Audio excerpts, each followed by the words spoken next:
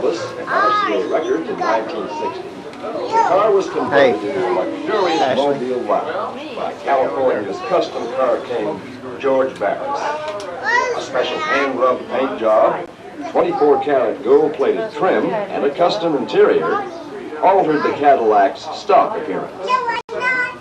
The solid gold theme has been carried throughout the car, from the gold and white interior upholstery to Elvis's gold brush and comb set. For entertainment on the road, Elvis added a 24-karat gold-plated television set, black and white of course, and the full family its many personalized features.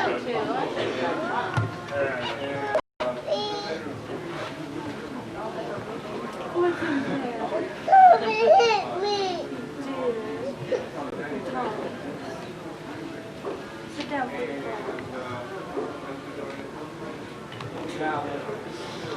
Stop it!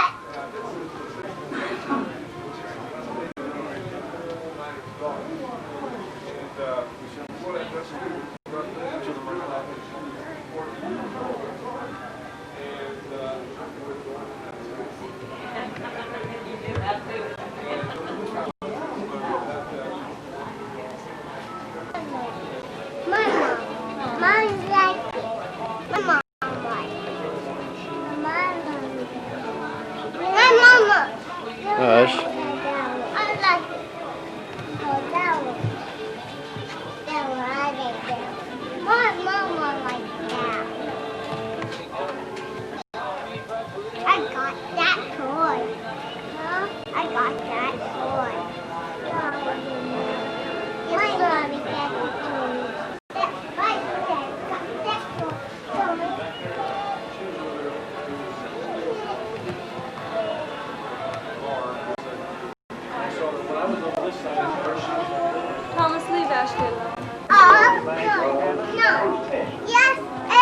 Purchased by Elvis and RCA Records in 1960. The car was converted into a luxurious California's custom car king, George Barris.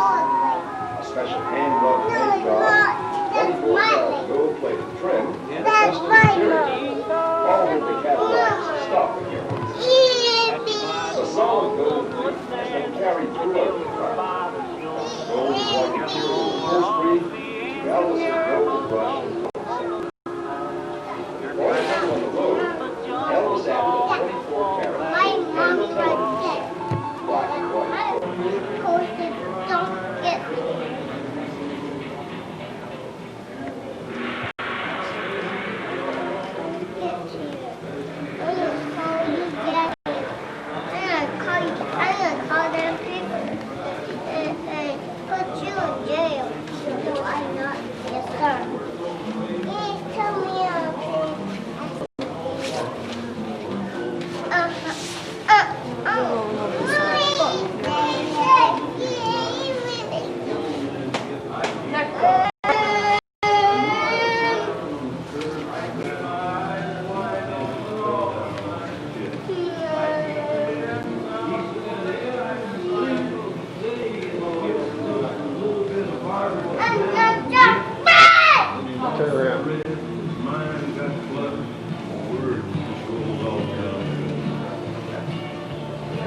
He was an elevator man in a cheap hotel in exchange for rent on a one-room cell, and he's years old before his time, no thanks to the world and the white poor man.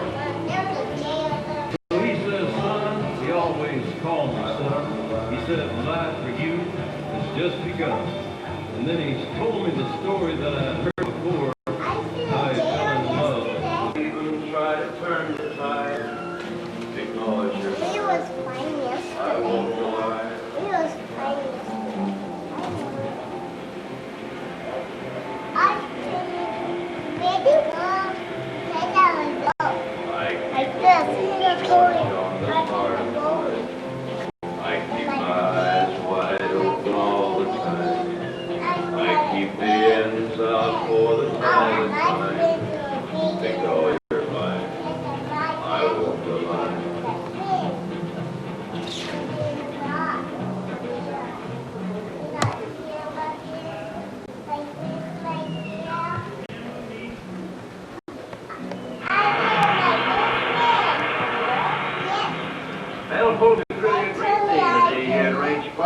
a young fella, as a matter of fact, 3 young fellas who kindly consented to drop in and sing us a song. Come from coast to coast and border to border for the very fine recordings. Let's listen to Johnny Cash and the Tennessee Two.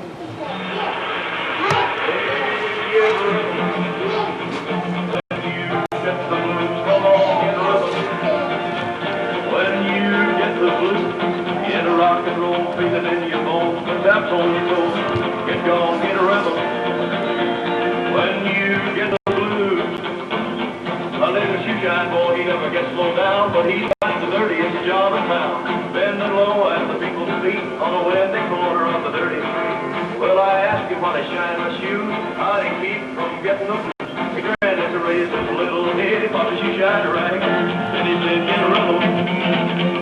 When you get the blues, come on, get a rebel. When you get the blues, well, a jumpy rebel makes me.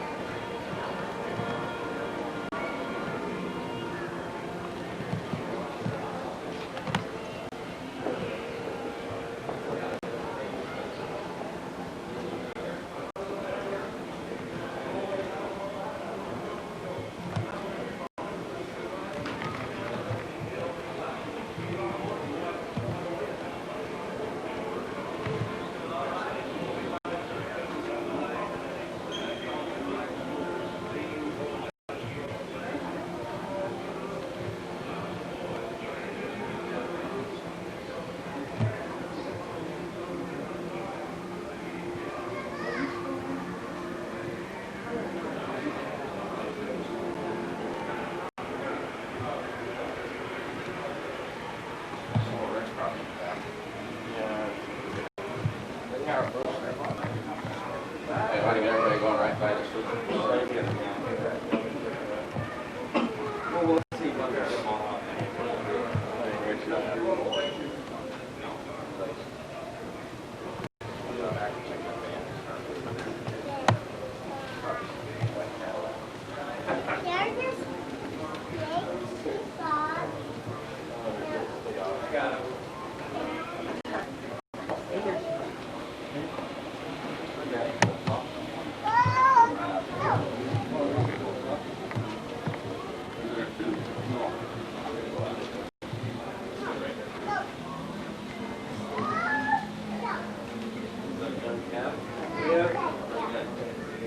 Go here.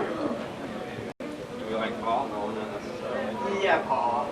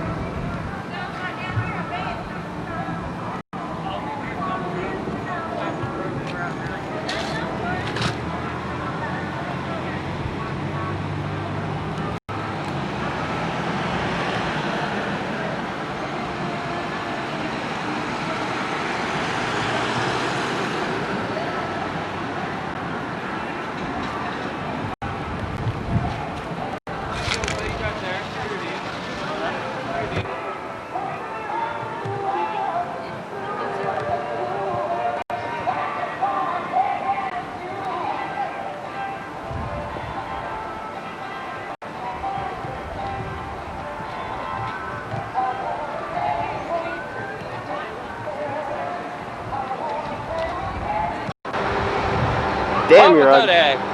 Upperland Country. Right over here we have the Hall of Fame.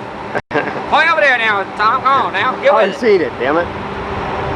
But the people at home have it, son. Two bucks of a kind.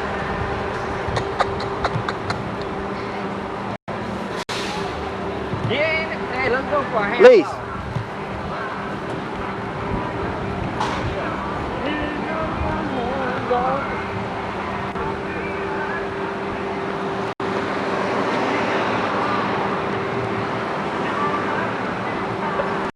Go ahead, I'll catch up to you.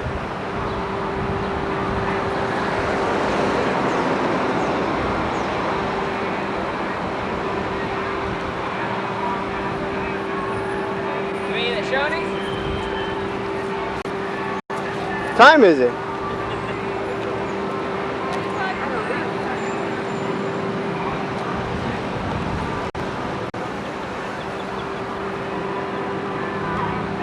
Still has a good feeling to it. I do hope you enjoy your visit to Studio B. A lot of great music has been recorded here. But I could feel that change coming, and I just kept right on humming, with my old guitar still strumming all them songs that I wrote. And then Chet and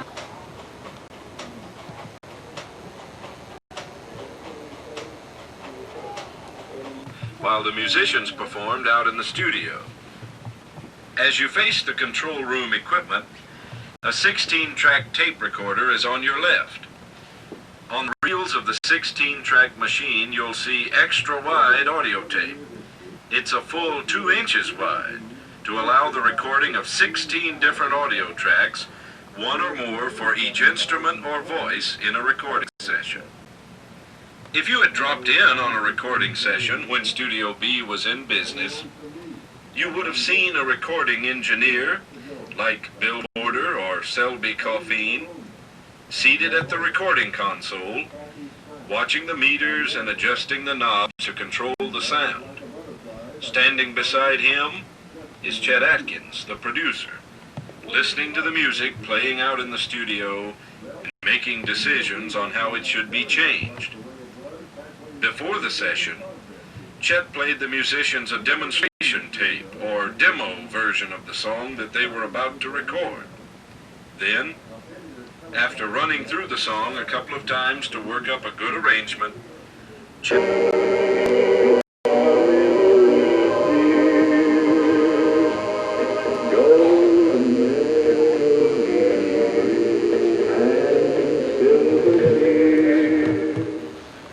RCA has always been a leader in the recording industry, so it was only natural for RCA to be one of the first record companies to start permanent offices right here in Nashville, Tennessee.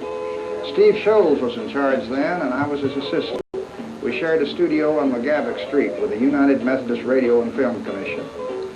With hits by Elvis, Jim Reeves, Eddie Arnold, and Don Gibson, business was good. Good enough to build in this studio in 1957. I became manager of operations when we moved in, and that's how I came to produce records by Jim Reeves, Hank Snow, and so many other great RCA artists. This area is called Music Row now, but was mainly a residential area at the time. 2 other producers were working on the road then. Owen Bradley produced records for Decca in his Quonset hut, and Don Law used to use Owen's studios to record records for Columbia. Whenever RCA artists weren't using this studio, we'd rent it out to other companies in town that didn't have one. Between me and the other producers, we came up with a lot of hit records.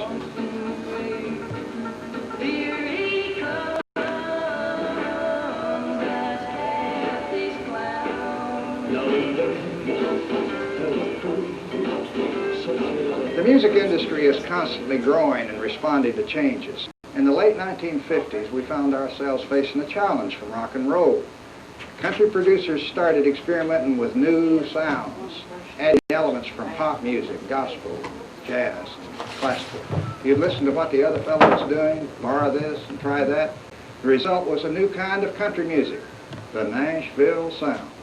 To get the Nashville sound, you take a country melody, put in some rhythm guitar, echo, maybe add some strings and horns, backup vocals by people like the Anita Kerr singers and the Jordanaires. All these techniques gave country music a smooth, sophisticated sound. And what a lot of folks don't know is that the Nashville sound was more than just a style of music. It was also the musicians, the singers, and the engineers that created it. Back in the late 50s and the early 60s, there was a set group of musicians that played on almost every record that went out of Nashville. These fellas played so much together and so often that they were very relaxed in the studio. And this easy feeling carried over into their music. One fellow that knows about it firsthand is Waylon Jennings. But you never... This was the most organized riot you've ever been in. And they, when usually the session musicians, they did it by numbers. They have a number system, which I still don't know. But anyway, they write down the numbers. They're like a 5 would be a certain chord, and a 4 would be another chord. And they just write down the numbers, and then they know it real quick. The musicians and artists worked well together, and the Nashville sound caught on. The number of studios in Nashville grew to 24 in the 60s and more than 100 today. Country music has become popular everywhere, and Dolly Parton is one of the stars to help make it that way. I am the sea. It was a real special song for me. I was in a real inspired mood when I wrote that one. It's a sinner's song. It says there's a place to go where there's somebody above all those that can help. I think it fits a lot of people. I know it fits me. Do you know this one? We Had It All. I still think it's one of the greatest songs that I ever did. We did it right in here. Sometimes the songs I write are commercial, and sometimes they're not. When I wrote The Bargain Store, I really liked it, but I didn't think it'd be a hit because I didn't think nobody would understand it or particularly like it. So I played it to Porter, and he said, I love it. I think everybody's going to like it. And we did record it, and it became a #1 record, and that just goes to show you what I really know. We continue to record other artists and musical styles in Studio B. People like Perry Como, Ann Margaret, the Everly Brothers, Bobby Goldsboro, and Roy Orbison. They all recorded here. It was a wonderful time. After 20 years, the studio closed in '77. The foresighted board members of the Country Music Foundation decided to take it over and open it up to the public. Now folks like you have a chance to visit and learn what goes on in a Nashville recording session. But I'll never forget this place, that's for sure. It was a real important part of my life and my career. This studio is where I recorded some of the biggest records I ever had. Songs like Love Is Like a Butterfly, Jolene, The Bargain Store, The Seeker. You can, when you go in a place, you can usually tell when something good happened there, you know? And it still has a good feeling to it. I do hope you enjoy your visit to Studio B. A lot of great music has been recorded here. But I could feel that change.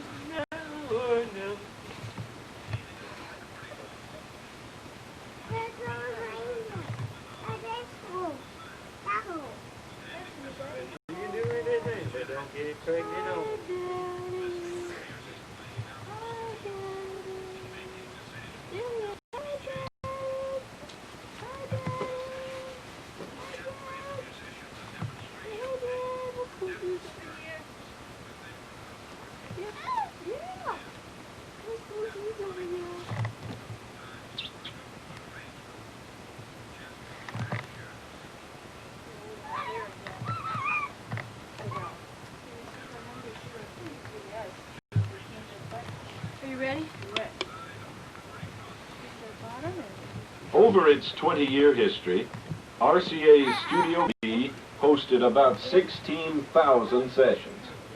More than 47,000 songs were cut at those sessions. Some of those songs became very big hits. Oh Lonesome Me by Don Gibson. He'll Have to Go by Jim Reeves. Only the Lonely by Roy Orbison. Kathy's Clown by the Everly Brothers. And Love Is Like a Butterfly by Dolly Parton, just to name a few. What was it like at those recording sessions? Well, Studio B has been left very much like the way it was back when recording was in progress here. Take a look around the studio and you'll see a Steinway grand piano, a Fender Telecaster electric guitar and a Takamine acoustic guitar, a Showbud pedal steel guitar, a honky-tonk piano, a Hammond organ, and other instruments.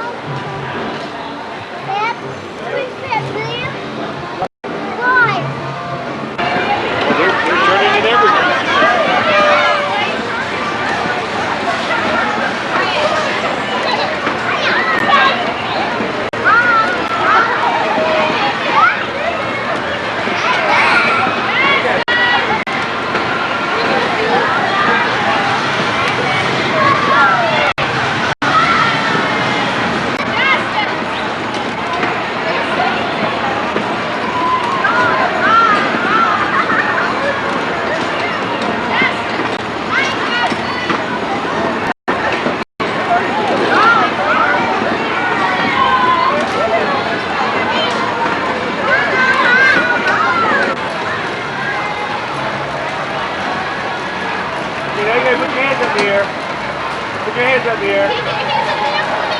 When you put this down, hands up. Teddy, all the way back in the seat. All the way back. Okay? This is about as far as it can. There we go. Okay, watch your knee on the side, okay? There we go.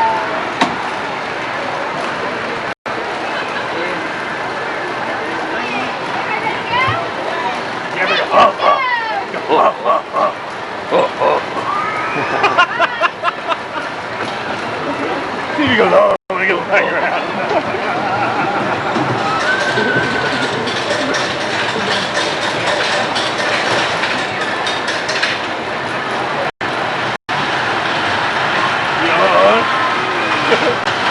Whoa, whoa. Whoa.